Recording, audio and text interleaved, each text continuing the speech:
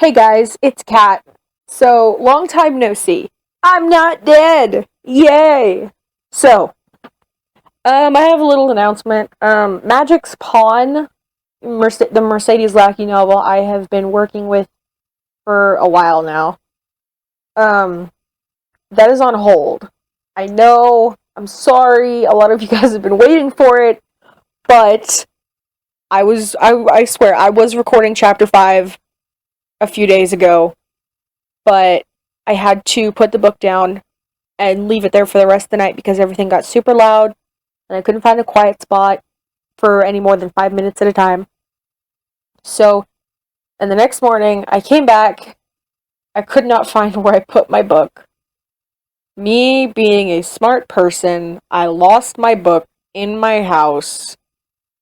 I don't know where it is. So, chapter 5 is about halfway done. Yeah. Go me. But I do have a new book series to make it up for you guys. It's not the book series I originally intended to do a second, series of, but I think you guys might like this one as well. So, the new series that I'm starting is Edgar Rice Burroughs, his John Carter of Mars book series. There was 5 books. All 5 books were written around 1912-ish, I think is when the first publishing date was on the first book. But the first book is A Princess of Mars. I hope you guys enjoy the new series. I might be coming out with an R.A. Salvatore series here soon. Again, to make up for me losing Magic's Pawn in my house. I feel so bad about that. But I hope you guys enjoy Edgar Rice Burroughs' John Carter of Mars, Book 1, A Princess of Mars. So, guys, I bet you're wondering, why John Carter of all things? Well, A, I have a beef with the movie they made here about 3 years ago here in the United States. I don't like it. I was a bad person and I read it first. I watched the movie first before I read the book. So I was like, okay, so is this how I'm supposed to see it? What do I do? I was asking so many different questions of my dad and my grandpa. And they said, just read the book, just read the book, just read the book, just read the book. Fairly, they started yelling at me. So I grabbed the book, read all first 5 books, and needless to say, I became in solemn hatred of the movie. They only did like 1 or 2 things right, in my opinion. The one of the things that I thought they did correctly was they gave us images. Like, they gave us clearly crafted images that actually stayed fairly true to the novel of the Green Men of Mars, which you'll meet later, of all the different creatures, the machines, this the things that they didn't do correctly in the movie. They didn't introduce the other races except for the red men and the green men, and the what I'm trying to assume was the white men of Mars. Um, they said there was only like 3 of them left on the planet or something like that, and I hated that. It's an entire race, people. And the thing I don't like about the red men of Mars, their skin was more coppery, like a Caucasian person that has some olive tone to their skin was just tanning. Their skin wasn't red. That's what I don't like. John Carter, I think the only other thing that I did kind of like about the John Carter movie was that it gave us voices. Now, I come up with my own voices in my head, which you'll hear me talk to the best of my ability, but I did like that you could hear different voices that don't sound like someone from the Midwest, like me, Midwestern United States. Um, you hear people with different dialects and even talking in different languages, which I think is so cool. I mean, I'm a music kid. I like hearing different sounds associated with, different words. Um, yeah, here's my little rant about how much I hate the movie and love some aspects of it, but mostly hate the movie and why I'm doing this. Why, really, I hate the movie. And plus, John Carter of Mars is such a good series, and not a lot of people know about it, yes. A lot more people don't know about it. And another thing is, John Carter of Mars, it's a sci-fi thriller written in the 1900s in America. And people think this is an action thriller. It really is an action thriller. And it's set in outer space. Well, a lot of people connotate action thrillers and sci-fi novels with guys. This is not a male book. I know a lot of actiony thriller type stuff is directed towards the male population, but girls like that just as much as guys. I mean, come on. This series is amazing. Amazing, amazing. And I hate it how people just market, like, this series, they market it just to guys. And that's so stupid. One of my dearly best friends, the Owl, she is obsessed with this series. She's only read the first 3 books, but she's obsessed. One last reason for why I'm reading John Carter is that through my schooling, I was subjected to read a lot of painful and not very easily to understand novels written by authors I don't even care about. I blame Honors English. Advanced English classes make you read a lot of bullcrap. Any Honors English kids are just people who remember their high school career, even middle school and even in college. You just read some really weird books that make no sense. So, part of the reason I'm reading this is because I picked this up instantly, and I could understand it from the moment I picked it up. Now, I know a lot of other people, they don't have that ability that they can do that. I'm not trying to put myself above you guys. I just know some people it's a little bit harder to understand different writing styles, and because of stupid Honors English, I was able to pick up some of this. At least the older American style authors. I was subjected to read a lot of that. I did not like it. But even my dad said, I don't know how you can understand this so easily. It takes me forever to read it. When I think I read the first 5 books in all of about 2 weeks. I did not sleep during those 2 weeks, let me tell you. But yeah, I'm reading this for people who it is a little bit harder to understand. I'm reading this because I hate it that people market this series only for guys. I'm reading this because I hate the movie. And I want to inform the masses. So here's my going on about 6.5 minute rant about why I love this book and why you guys should love this book. So I should probably shut up and read the book. Okay, let's get back into reading, shall we? Chapter 1. On the Arizona Hills. I am a very old man. How old I do not know. Possibly I am 100, possibly more. But I cannot tell, because I have never aged as other men, nor do I remember any childhood. So far as I can recollect, I have always been a man of about 30. I appear today as I did 40 years and more ago, and yet I feel that I cannot go on living forever, that some day I shall die the real death, from which there is no resurrection. I do not know why I should fear death, I who have died twice and am still alive, but yet I have the same horror of it as you who have never died, and it is because of this terror of death, I believe, that I am so convinced of my mortality. And because of this conviction, I have determined to write down the story of the interesting periods of my life and of my death. I cannot explain the phenomena. I can only set down here in the words of an ordinary soldier of fortune a chronicle of the strange events that befell me during the 10 years that my dead body lay undiscovered in an Arizona cave. I have never told this story, nor shall mortal man see this manuscript, until I have passed over for eternity.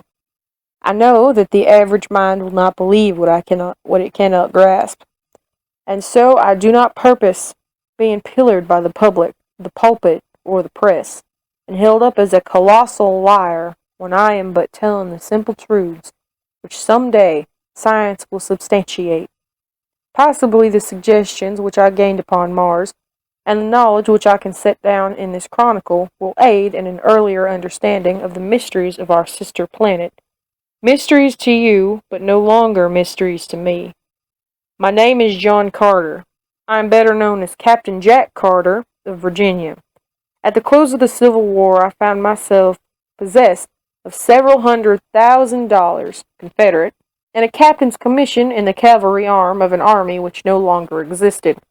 The servant of a state which had vanished with the hopes of the South, masterless, penniless, and with my only means of livelihood, fighting, gone. I determined to work my way to the southwest and attempt to retrieve my fallen fortunes in a search for gold.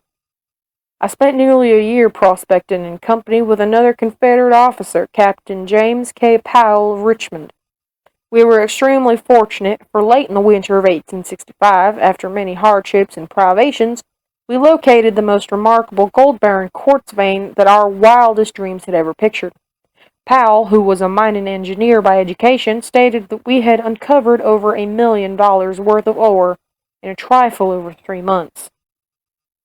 Our equipment was crude in the extreme, and we decided that one of us must return to civilization, purchase the necessary machinery, and return with a sufficient force of men to properly work the mine. As Powell was familiar with the country as well as with the mechanical requirements of mining, we determined that it would be best for him to make up the trip. It was agreed that I was to hold down our claim against the remote possibility of it being jumped by some wandering prospector.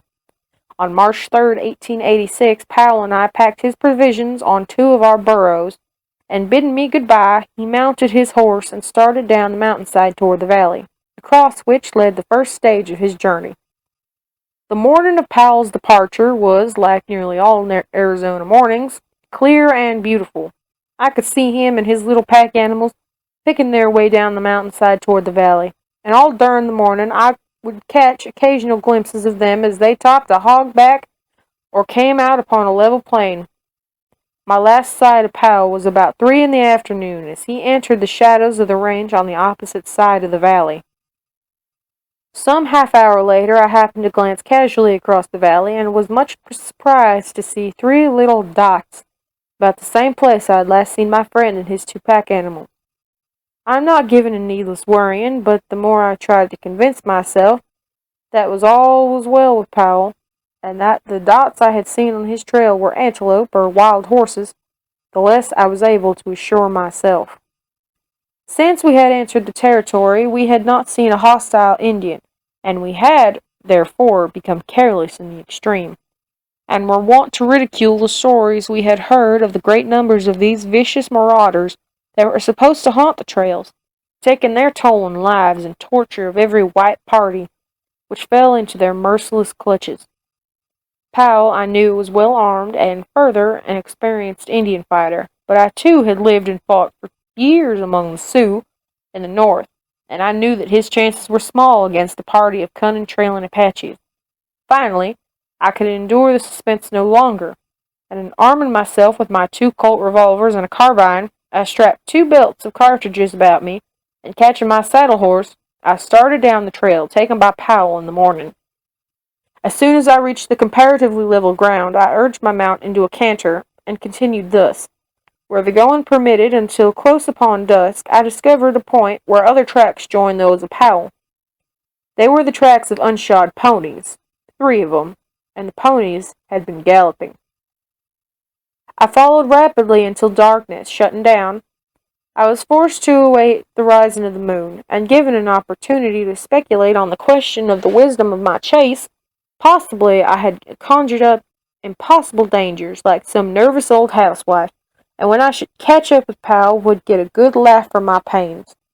However, I am not prone to sensitiveness, and the following of a sense of duty, wherever it may lead, has always been a kind of fetch with me throughout my life, which may account for the honors bestowed upon me by 3 republics and the decorations and friendships of an old and powerful emperor and several lesser kings, in whose service my sword has been read many a time. About 9 o'clock the moon was sufficiently bright for me to proceed on my way, and I had no difficulty in following the trail at a fast walk, and in some places at a brisk trot until about midnight. I reached the water-hole where Powell had expected to camp. I came upon the spot unexpectedly, finding it entirely deserted, with no signs of having recently been occupied as a camp. I was interested to note that the tracks of the pursuing horsemen, for such as I was now convinced they must be, continued after Powell, with only a brief stop at the hole for water, and as always at the same speed as his. I was positive now that the trailers were Apaches, and that they wished to capture Powell alive for some fiendish pleasure of torture, so I urged my horse onward at a most dangerous pace, hoping against hope that I would catch up with the red rascals before they attacked him. Further speculation was suddenly cut short by the faint report of 2 shots far ahead of me. I knew that Powell would need me now, if ever, and I instantly urged my horse to his topmost speed up the narrow and difficult mountain trail. I had forged ahead for perhaps a mile or more without hearing further sounds, when the trail suddenly debouched in a small open plateau near the summit of a pass. I had passed through a narrow overhanging gorge just before entering suddenly upon this tableland, and the sight which met my eyes filled me with consternation and dismay. The little stretch of level land was white with Indians' teepees, and there were probably 1,000 red warriors clustered about some object near the center of the camp. Their attention was so wholly riveted to this point of interest that they did not notice me, and I easily could have turned back into the dark recess of the gorge and made my escape with perfect safety. In fact, however, that this thought did not occur to me until the following day removes any possible right to claim to heroism to which the narration of this episode might possibly otherwise entitle me. I do not believe that I am made of the stuff which constitutes heroes, because, in all of the hundreds of instances that my voluntary acts have placed me face to face with death, I cannot recall a single one where any alternative step to that I took occurred to me until many hours later. My mind is evidently so constituted that I am subconsciously forced into the path of duty without recourse to tiresome mental processes. However that may be, I have never regretted that cowardice is not optional with me. In this instance, I was, of course, positive that Powell was the center of attraction, but whether I thought or acted first I do not know. But within an instant from the moment the scene broke upon my view, I had whipped out my revolvers and was charging down the entire army of warriors, shooting rapidly and whooping at the top of my lungs. Single-handed, I could not have pursued better tactics, for the red men, convinced by sudden surprise that not less than a regiment of regulars was upon them, turned and fled in every direction for their bows, arrows, and rifles. The view which their hurried routing disclosed filled me with apprehension and with rage. Under the clear rays of the Arizona moon lay Powell, his body fairly bristling with the hostile arrows of the braves.